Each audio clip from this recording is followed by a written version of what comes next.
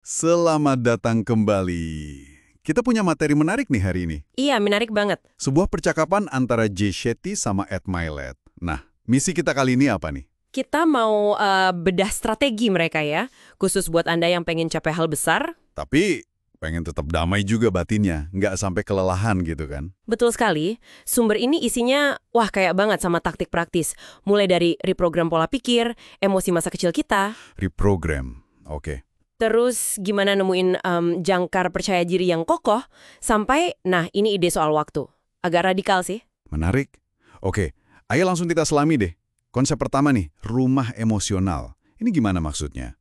Kayak pengalaman masa lalu, misalnya ayahnya Ed Mylett yang alkoholik, itu bisa bikin kita punya emosi bawaan kayak khawatir terus gitu.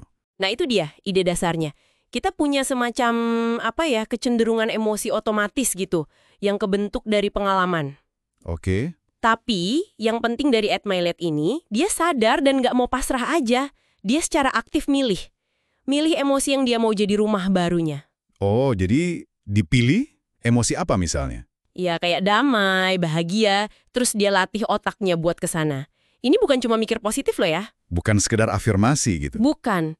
Ini lebih ke memanfaatkan neuroplastisitas. Kemampuan otak buat berubah itu loh. Dengan fokus berulang kali. Jadi kayak ngelatih otot emosi baru ya. Terus, gimana caranya bikin emosi baru nih nempel? Dia ada nyebut teknik menjangkar atau anchoring. Iya, betul. Jadi pas dia ngerasain puncak emosi positif misalnya, wah bahagia banget pas lagi jalan sama putrinya, dia lakuin tindakan fisik simple. Contohnya. Kayak jentikin jari. Atau pas ngerasa damai banget waktu berdoa, dia berlutut. Ini kayak bikin tombol pintas gitu. Oke. Shortcut emosional. Iya. Tindakan fisik itu jadi pemicu cepat buat balik ke kondisi emosi yang dia mau. Ngelewatin jalur saras lama yang mungkin negatif. Jadi shortcut emosional yang bisa kita ciptain sendiri ya. Ini jadi kepikiran nih. Sadar nggak sih Anda sama jangkar-jangkar bawah sadar Anda sendiri? Mungkin ada ya.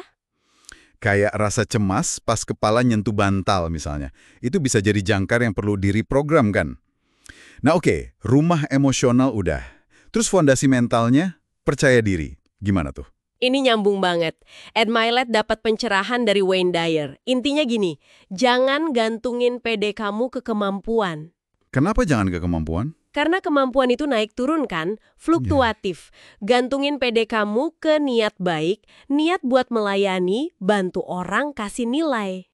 Oh, jadi jangkarannya beda ya? Jauh lebih stabil, jadi pas kemampuan lagi goyah atau hasil belum kelihatan, Anda bisa balik ke niat tulus itu. Itu sumber kekuatannya. Oke, masuk akal. Pertanyaan buat Anda nih. Apa niat murni yang dorong Anda hari ini? Tapi, niat aja kan belum cukup ya. Perlu bukti kan? Tepat sekali, niat perlu pembuktian lewat tindakan nyata. Nah, ini nyambung ke cerita Ed di restoran. Oh iya, yang ada keluarga berisik itu ya? Betul. Awalnya dia keganggu kan? Tapi alih-alih kesal, dia pilih niat buat ngasih grace. Kemurahan hati. Dan dia bayarin makan malam mereka diam-diam. Yang menarik lanjutannya kan? Iya. Belakangan dia baru tahu kalau keluarga itu ternyata baru pulang dari pemakaman nenek mereka. Wah, Tindakannya itu kan nggak cuma validasi niat baiknya dia, tapi juga jadi pengingat kuat banget. Kita tuh nggak pernah tahu pergumulan orang lain. Ini muatin komitmen dia lagi ke niat baik tadi. ngomongin komitmen, banyak dari kita niatnya udah baik, tapi kok suka nunda-nunda atau malah ngabotasi diri sendiri ya? Ed Mylett jelasin ini gimana? Dia pakai analogi yang kuat banget, termostat identitas. Termostat identitas. Gimana tuh? Anggap aja identitas diri kita apa yang kita yakini kita pantas dapat dalam hidup. Soal uang, hubungan, kesehatan, itu kayak punya setelan suhu. Oke, saya coba ikutin.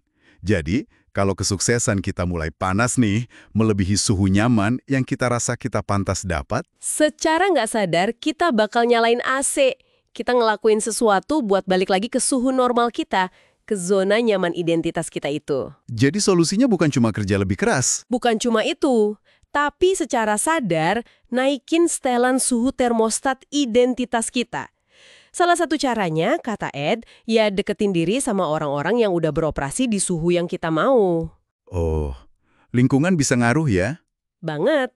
Lingkungan bisa naikin standar internal kita. Menarik. Ubah lingkungan buat ubah identitas internal. Nah, Sekarang kita pindah ke strategi produktivitasnya yang agak radikal nih.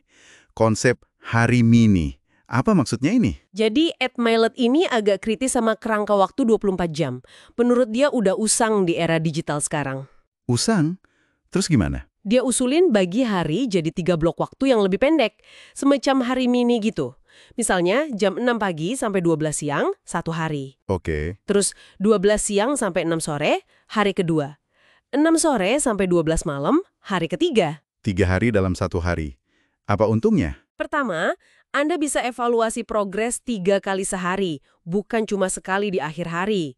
Ini bikin momentum terus jalan. Oke. Lebih sering cek progres. Kedua, secara psikologis, rasanya Anda punya 21 hari dalam seminggu buat produktif. Kan lebih banyak kesempatan baru. Wah, 21 hari seminggu. Ketiga, ini mendorong efisiensi. Meeting jadi lebih singkat mungkin, 28 menit aja, nggak usah sejam penuh. Intinya, kita bisa jalanin lebih banyak kehidupan dalam waktu yang sama. Bayangin potensi punya 21 awal baru tiap minggu ya. Apa aja yang bisa dicapai tuh? Itu dia. Ide yang menggoda banget, tapi gimana caranya biar nggak burn out dengan ritme seintens ini? Nah, keseimbangan itu kuncinya. Ed sendiri ngaku kok, dia bisa tidur 12 jam kalau emang badannya butuh. Dengerin sinyal tubuh sama jiwa itu penting. Oke, istirahat tetap penting. Selain itu, dia ingetin kita buat waspada sama 3D mental yang nyedot energi. 3D. Apa aja tuh? Doubt atau keraguan diri, discouragement atau kekecewaan, patah semangat gitu, sama delusion. Delusi. Maksudnya? Delusi itu melebih-lebihkan masalah, atau sebaliknya, melebih-lebihkan kesuksesan secara nggak realistis. Gimana kita bisa ngenalin 3D ini sebelum mereka makin parah? Ya, dengan refleksi rutin, coba tanya ke diri sendiri. Saya ragu sama kemampuan saya ini ada alasannya nggak ya? Atau saya biarin satu kegagalan bikin saya drop banget? Pandangan saya soal situasi ini beneran objektif nggak sih?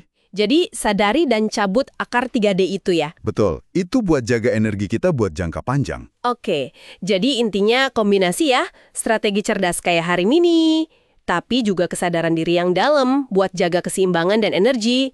Mulai dari program ulang emosi, kaitin PD sama niat, Buktiin niat itu pakai tindakan? atasi sabotase diri kayak analogi termostat. Sampai revolusi cara kita lihat waktu.